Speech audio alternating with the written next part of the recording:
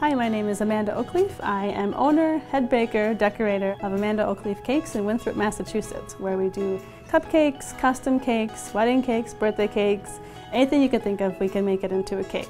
And today I will be talking to you about baking cupcakes.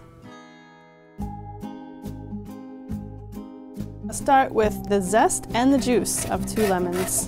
You want to just get the outer yellow portion. You don't want to go into this white flesh because that gets to be too bitter. And we also need the juice of both lemons. You want to juice them over a fine strainer.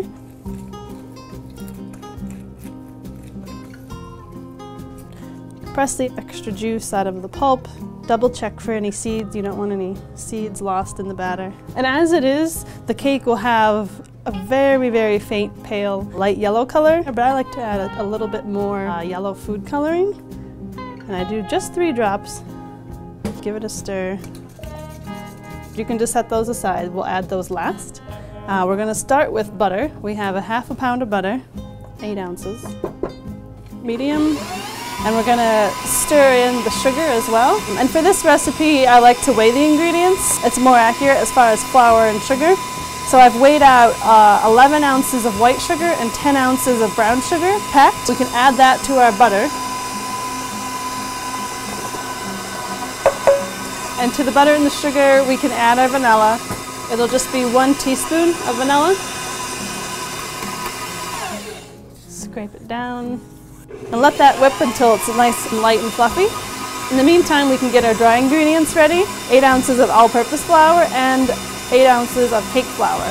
The all-purpose flour is strong enough to hold the weight of all of our liquid, and the cake flour keeps the cake nice and light. And we're going to add 2 teaspoons of baking powder and 1 teaspoon of salt. Whisk them together. Get rid of any chunks, make sure the powder's all mixed in really well. You can set that aside. And once the butter and the sugar is light and fluffy, we can turn it down a bit, and we want to add 1 cup of egg whites. Okay. Once the butter, sugar, and the egg whites have whipped up really nice and soft, we can have the mixer on low.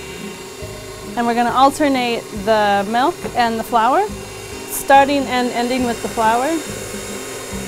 We have a 1.5 cups of milk,